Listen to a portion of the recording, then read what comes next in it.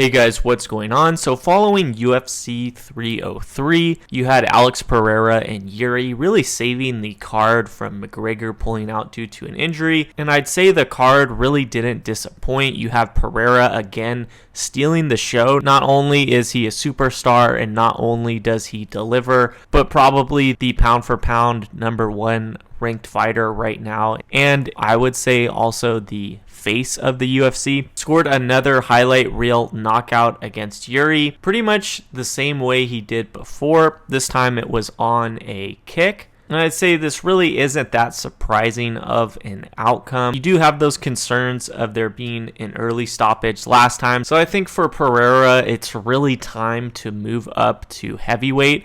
I really don't see anything else for him that would provide any sort of competition besides maybe just one more title defense against Magomed and Khalif. But he's just mowing everyone over. I don't see that fight being even competitive at all.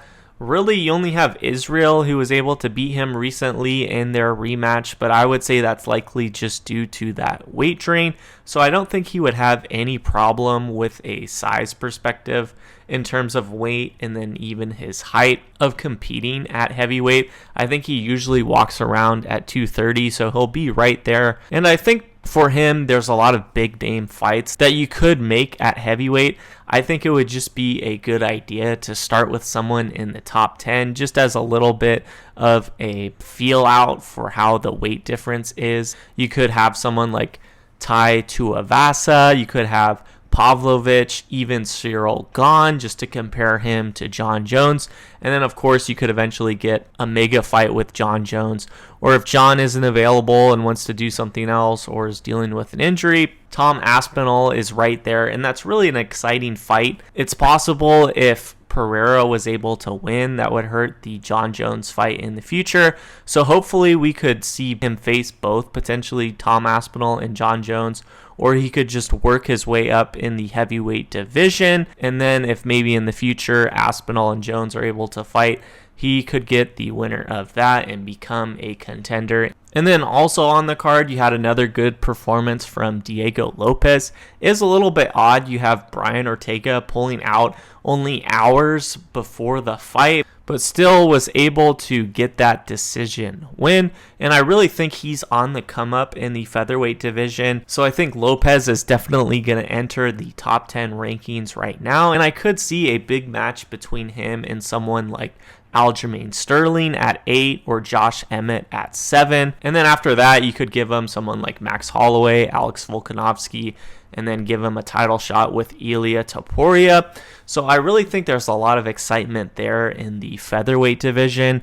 And then also on the card, you had Ian Garry getting a decision win against Page. Right now, I don't see him being the guy to beat Edwards anytime soon, unless maybe in the future, since you have a 6-year difference in their age. Potentially, Edwards would be on his way out and Ian Garry would coast his way up and get a title shot. But if that fight happens in the next couple years, I don't see Ian Garry being able to beat him, but I do think there's a lot of big fights for Garry within the division. You could give him someone like Gilbert Burns next, which would be a really electric fight.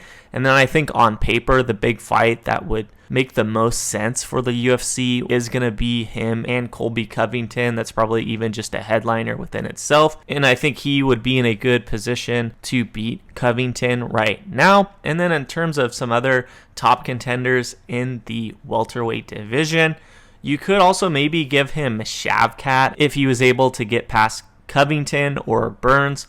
But I think that would be a nightmare of a matchup. Most likely, I think Shavkat's going to get the next title shot after Bella Muhammad, and he's another option too. If he loses that title shot, you could get him against Ian Garry to see where they match up. And if no one else isn't available, you even have Kevin Holland. I think he's ranked 15 right now. I think that would be a little bit of a tough matchup for Garry and two big names in the division, so that would be an exciting fight. So really a lot of options there in the welterweight division. So from my perspective, those are the biggest fights to make in the UFC right now. Hopefully they can get McGregor and Chandler scheduled for sometime in the near future, but I really think this was meant to be. Alex Pereira, I think, is definitely the new superstar in the UFC. And just a side note, I think you really got to have him a lot higher up in the pound for pound rankings.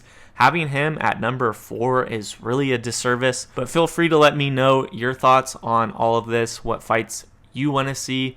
Really appreciate you guys watching, and I'll see you later.